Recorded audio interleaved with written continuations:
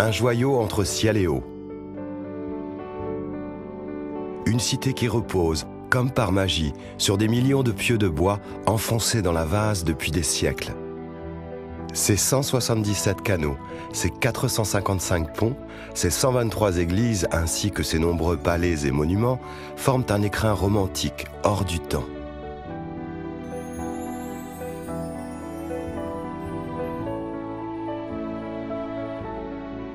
Son esthétisme et son atmosphère unique font de la Sérénissime la ville des amoureux par excellence. Chaque bâtiment, chaque édifice rappelle également la longue et riche histoire de la cité marchande, ouverte depuis toujours sur le reste du monde.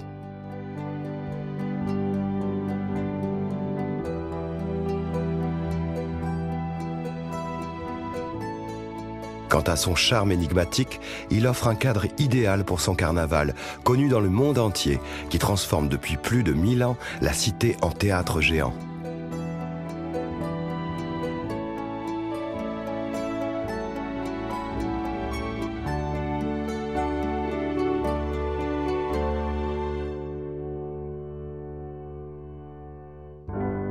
Capitale de la Vénétie, Venise se situe au nord-est de l'Italie, dans la plaine du Pô, au bord de l'Adriatique.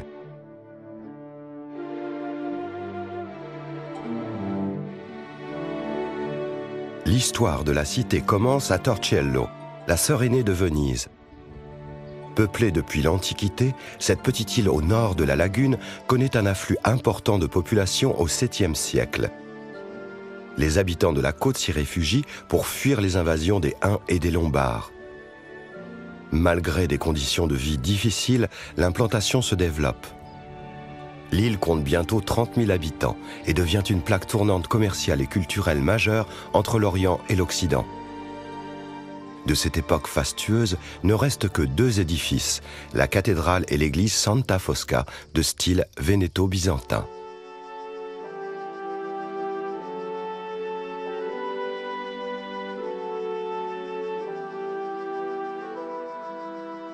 Mais l'envasement de ces ports et de ces canaux et d'incessantes épidémies de malaria vont sceller le sort de Torcello et initier l'irrésistible montée en puissance de sa voisine Venise. Une puissance qui repose avant tout sur le contrôle commercial et militaire des mers. À ce titre, l'arsenal de Venise joue un rôle décisif dans l'essor de la cité. Ce qui n'était jusqu'alors qu'un simple entrepôt destiné à réparer les navires devient au XIVe siècle le plus grand chantier naval du monde. À son apogée, il emploie jusqu'à 16 000 hommes. On y invente même le travail à la chaîne. En 1571, près de 150 galères y sont construites en moins de 2 mois. Elles permettent aux Vénitiens d'écraser la flotte ottomane à la bataille de Lépante. La basilique Saint-Marc est le cœur flamboyant de la cité. Elle est construite en 828 pour accueillir les reliques de l'évangéliste Saint-Marc rapportées d'Égypte par des marchands vénitiens.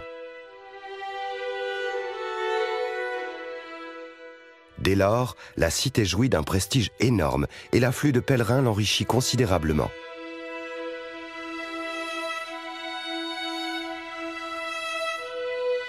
L'édifice actuel date de la fin du XIe siècle.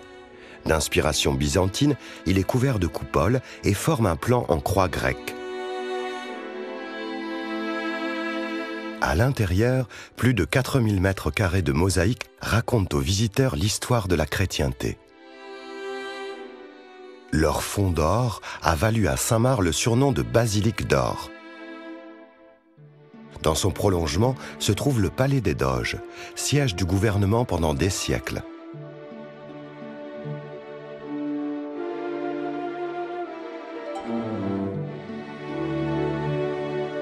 L'édifice, bâti en 1340, est remanié après plusieurs destructions et incendies. À l'intérieur, on y découvre les œuvres des plus grands peintres italiens, Titien, Véronèse et le Tintoret.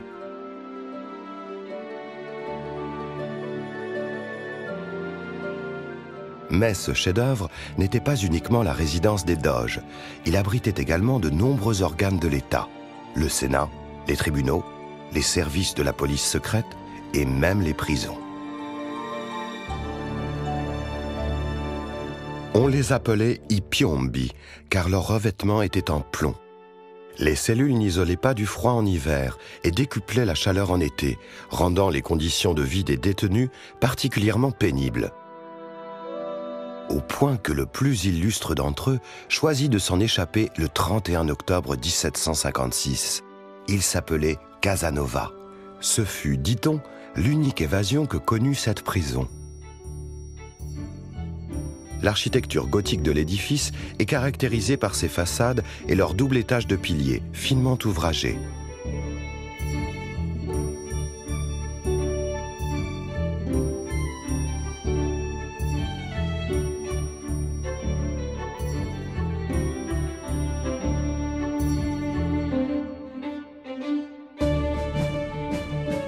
Retour sur la place Saint-Marc pour découvrir le Campanile. C'est l'un des bâtiments les plus modernes de la ville, puisqu'il fut reconstruit à l'identique en 1912, après l'effondrement du premier bâtiment.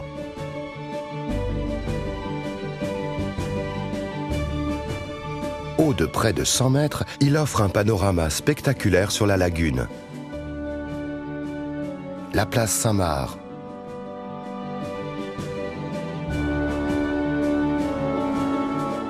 Les coupoles de la basilique et les toits ocre de la Sérénissime, desquels se détachent les églises blanches. Comme la basilique Sainte-Marie du Salut. Sa construction est ordonnée en 1630 pour enrayer une effroyable épidémie de peste qui a déjà emporté près d'un tiers des Vénitiens. On décide alors de l'édifier à l'extrémité sud du Grand Canal.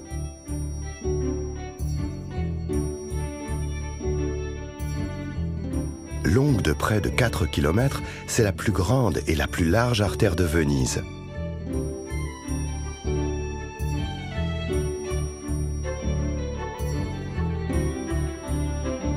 Il sépare littéralement la ville en deux. Ses rives sont bordées de près de 170 édifices, dont les plus beaux palais.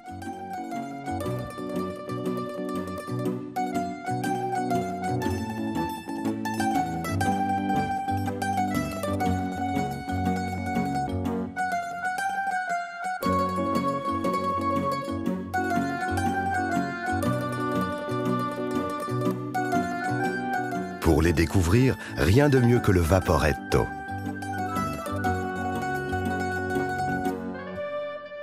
Il relie efficacement tous les quartiers de la ville et les différentes îles de la lagune.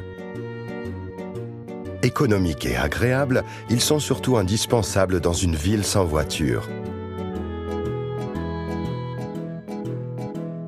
Ils se succèdent inlassablement sous le célèbre pont du Rialto, un ouvrage unique composé de 3 allées couvertes de boutiques.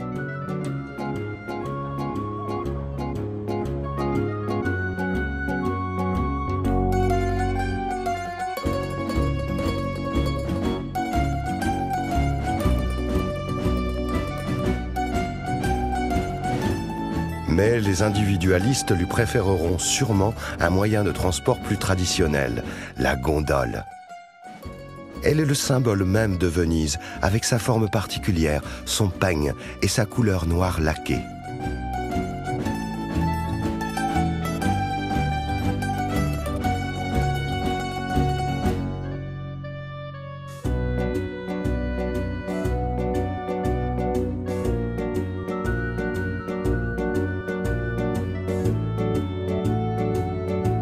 Leur aspect fut imposé par un décret en 1562 qui interdit tout ornement trop luxueux. Les gondoliers qui pendant des siècles se transmettaient la charge de père en fils sont maintenant recrutés sur concours. Ils sont environ 400, tous membres d'un syndicat qui organise sévèrement la profession.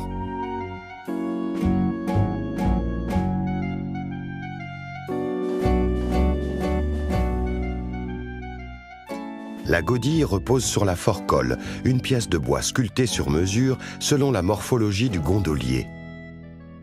En débarquant du côté du Rialto, on découvre un quartier entièrement dédié au commerce de bouche. Il est constitué de plusieurs marchés comme l'herbaria le long du Grand Canal. On y trouve toutes sortes de fruits et légumes frais, dont certains sont cultivés sur des îles de la lagune. Et le Pescheria, le célèbre marché aux poissons. Il se tient tous les matins, au même endroit depuis plus de 1000 ans, et reste très fréquenté des Vénitiens.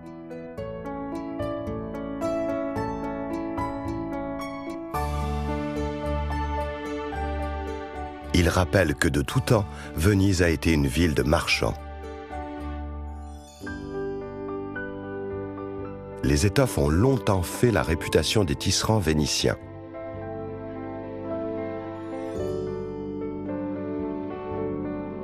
La soie, grâce aux échanges privilégiés avec l'Orient, mais aussi le velours.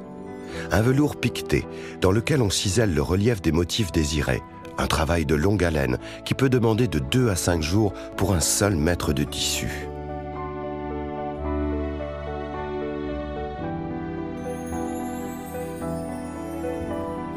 Une tradition qui subsiste dans certains ateliers familiaux, des lieux figés dans le temps, comme si rien n'avait changé.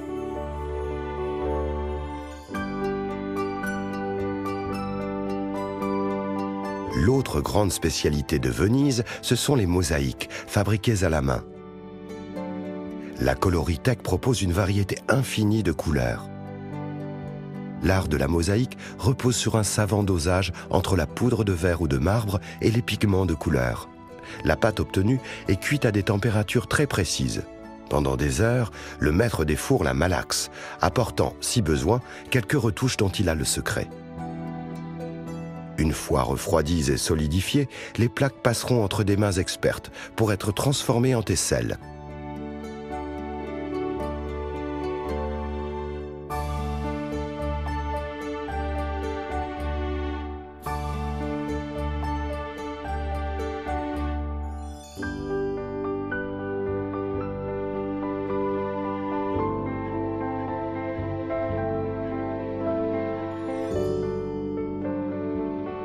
L'amour des Vénitiens pour les mosaïques se voit partout dans la cité des Doges.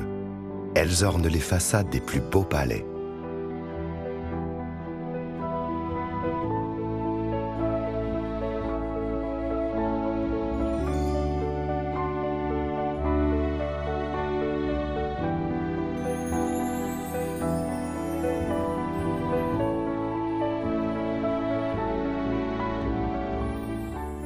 Mais quittons Venise un instant pour l'île de Murano, plus au nord. Au XIIIe siècle, un décret du Sénat vénitien oblige les verriers de Venise à s'installer sur l'île, alors réservée aux déportés. Le but, mettre fin au risque d'incendie permanent lié au four des ateliers. Ce transfert permet également de mieux protéger les secrets de fabrication et de contrôler plus facilement toute la production d'une verrerie déjà réputée et très convoitée.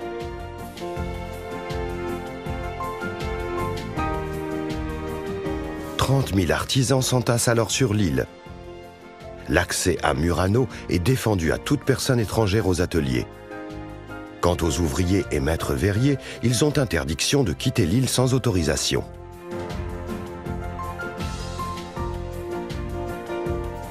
Et gare aux trahisons. Les espions de la Sérénissime pourchassent dans toute l'Europe ceux qui ont la mauvaise idée de travailler pour l'étranger. La sentence est sans appel, la mort par le ver. En l'occurrence, une dague vénitienne dont la longue lame effilée se brise dans le corps.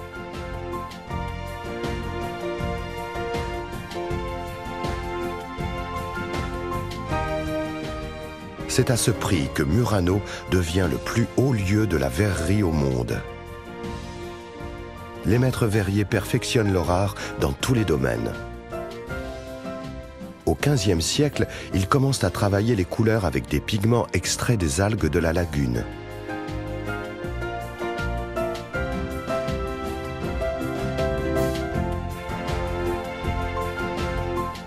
Puis, ils introduisent des techniques de filigrane, de dorure, de craquelure d'opacité ou de verre émaillé qui créent une explosion de formes, de styles et de couleurs.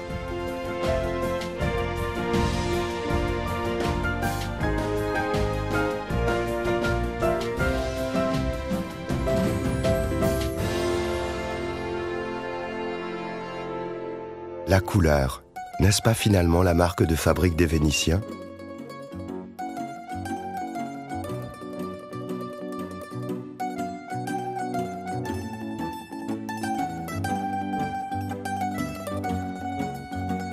Situé au nord de la lagune, Burano est composé de 4 îlots. San Martino, San Mauro, Giudecca et Terranova.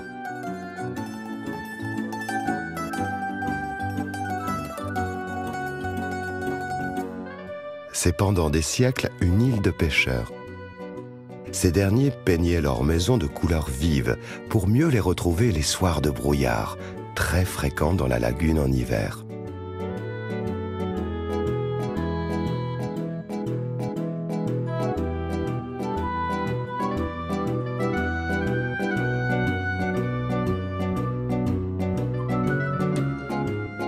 Aujourd'hui, ils ont l'obligation de les repeindre une fois par an.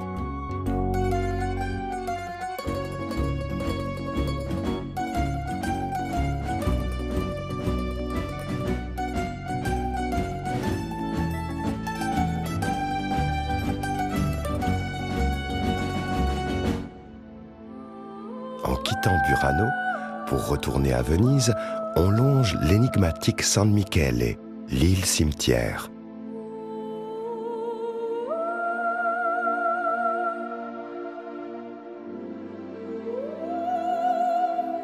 C'est l'ultime demeure des habitants de la cité des Doges, mais aussi de ceux qui l'ont aimé à la folie, comme Serge de Diaghilev, le fondateur des ballets russes, ou le compositeur Igor Stravinsky, pour ne citer qu'eux.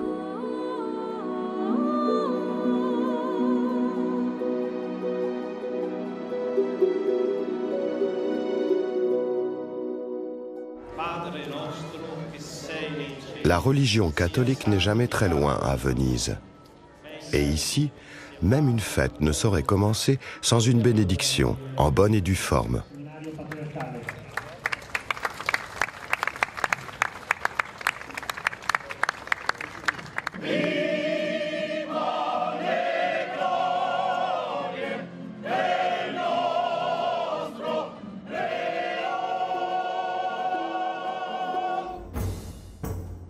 La Regata Storica, la régate historique, a lieu tous les 1er septembre.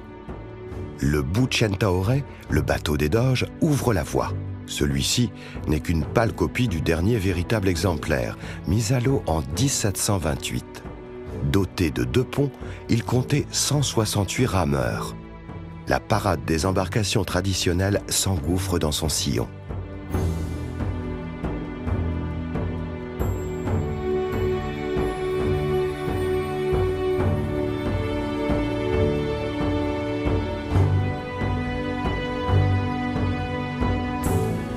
Le cortège remonte le Grand Canal, sous l'œil expert des Vénitiens, venus en nombre.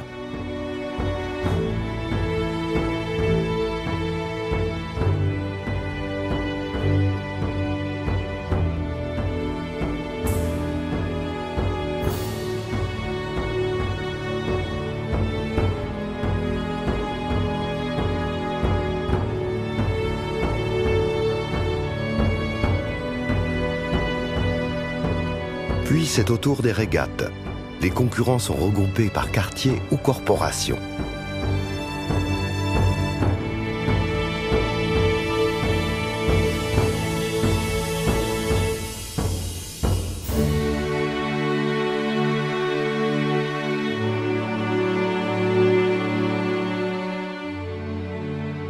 Mais s'il est une fête qui a rendu Venise célèbre dans le monde entier, c'est bien évidemment le carnaval.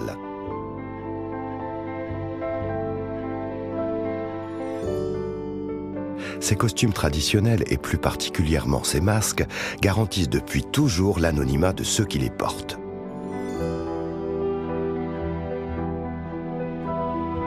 Pendant des siècles, dans une société aux classes sociales très marquées, ils permettent de cacher son identité, son milieu social, voire son sexe.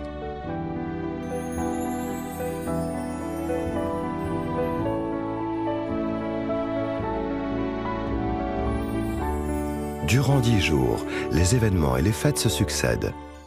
toute l'histoire de la Sérénissime ressurgit et elle devient alors l'écrin idéal pour un spectacle insouciant et hors du temps.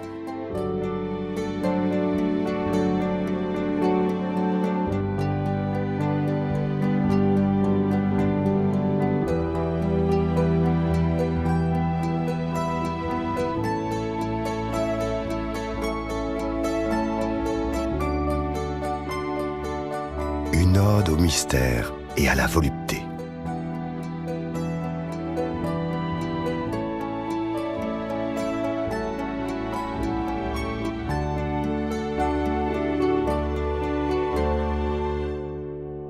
Mais combien de temps encore ce spectacle pourra-t-il durer? La cité des Doges est en effet menacée. De l'automne au printemps, un phénomène appelé acqua alta, les eaux hautes, inonde complètement la ville.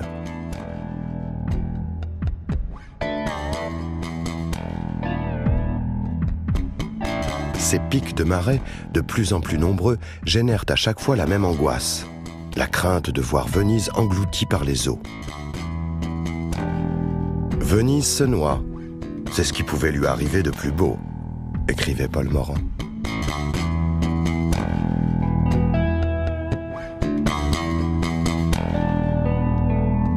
Autre phénomène inquiétant, la cité s'enfonce dans la lagune. Au cours du XXe siècle, elle s'est affaissée de 23 cm.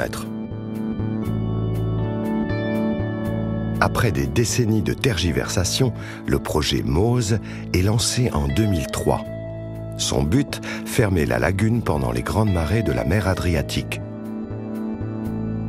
Ce chantier pharaonique prévoit la construction de 4 barrages, formés de gigantesques caissons.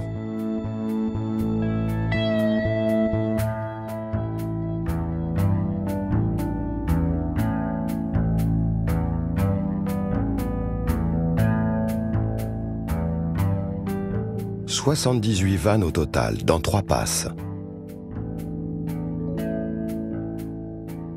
18 à Chioggia, au sud de la lagune.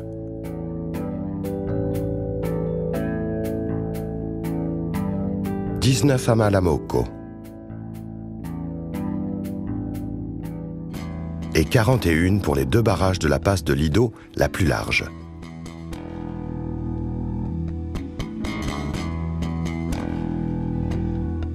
L'édifice est conçu pour se relever mécaniquement, en pivotant sur ses charnières et ainsi isoler la lagune. La manœuvre prendra 30 minutes tout au plus et devrait être déclenchée 5 à 6 fois par an. Le projet sera opérationnel en 2015.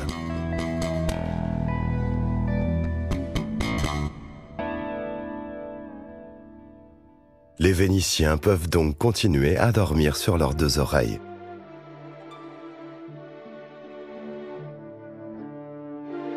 À la nuit tombée, la Sérénissime n'est que quiétude et silence.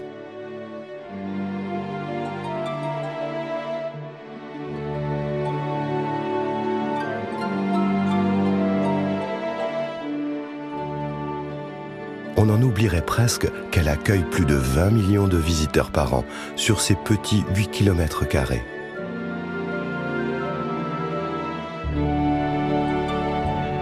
Chef-d'œuvre fragile, musée à ciel ouvert, capitale des amoureux du monde entier. Elle porte le joli nom de Venezia, comme pour dire à ceux qui la quittent dans une douce prière, Veni, essiam, reviens encore.